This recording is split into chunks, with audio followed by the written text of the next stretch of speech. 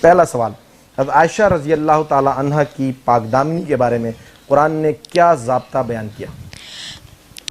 پاکیزہ مرد نبی صلی اللہ علیہ وسلم کے لیے پاکیزہ عورت حضرت عائشہ رضی اللہ تعالیٰ عنہ. درست جواب ہے جی.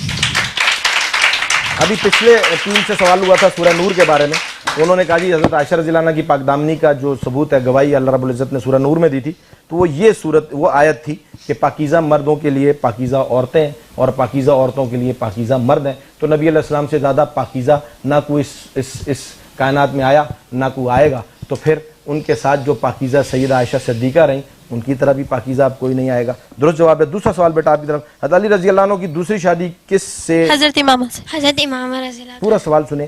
حضرت علی رضی اللہ عنہ کی دوسری شادی کس سے کی، اور حضرت علی رضی اللہ عنہ کی دوسری بیوی رشتے میں ان کی کیا لگتی ہے؟ حضرت امامہ رضی اللہ تعالیٰ، حضرت امامہ رضی اللہ تعالیٰ حضرت عائشہ حضرت فاطمہ رضی اللہ تعالیٰ کی بڑی بیٹی حضرت زینب رضی اللہ تعالیٰ کی بیٹی تھی. درست جواب ہے جی، بالکل درست.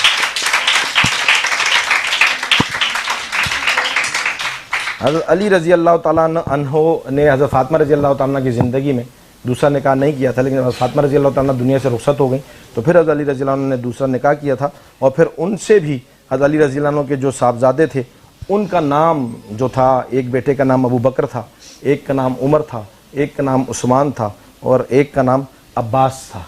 ٹھیک ہے جی، یہ صاحبزادوں کے نام تھے. تو علی رضی اللہ تعالیٰ عنہ کی دوسری بیوی سے جو صاحبزادے ہوئے تھے ان کے نام یہ تھے.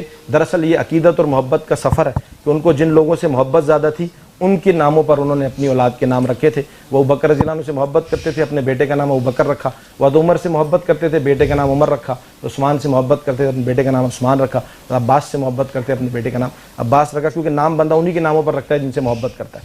درست جواب بیٹا آپ کا. یہ تینوں جوابات، 2 جوابات آپ کے درست ہیں. تیسرا سوال آپ سے کہ غزوہ بدر کا ذکر قرآن مجید کی کون سی 2 صورتوں میں ہے؟ سورۃ ال عمران، سورۃ انفال. درست جواب ہے جی، بالکل. غزوہ بدر شاندار معرکہ رمضان المبارک میں ہوا. سورہ ال عمران اور سورہ انفال میں اللہ نے یہ ذکر کر کے قیامت تک اس واقعے کو زندہ رکھا ہے.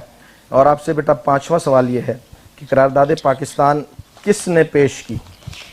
اے کے فضل حق. جواب درست ہے جی، اے کے فضل حق نے قرارداد پاکستان پیش کی. اور کیونکہ میں نے کہا کہ یہ نیشنل ایونٹس کو بھی ہم یہاں ڈسکس کرتے ہیں تو اس حوالے سے ہم نے یہ ایونٹ بھی یہاں پر رکھا کہ قرارداد پاکستان پیچھے ہی ابھی مارچ کا مہینہ گزرا، اس حوالے سے یہ سارے سوالات ہیں. بیٹا آپ سے 5واں سوال میرا یہ ہے، مجھے یہ بتائیں کہ اسلامی کیلنڈر کے مطابق قیام پاکستان کی تاریخ کیا ہے؟ 27 رمضان المبارک. درست جواب ہے جی.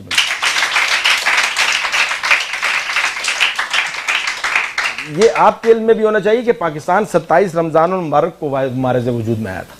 انگلش کیلنڈر میں 14 اگست ہے، لیکن اسلامک کیلنڈر میں 27 رمضان المبارک کی کو اللہ تعالیٰ نے یہ خوبصورت ملک ہمیں تحفے میں دیا تھا، تو ہم نے اس کی قدر کرنی ہے. ٹھیک ہے بیٹا.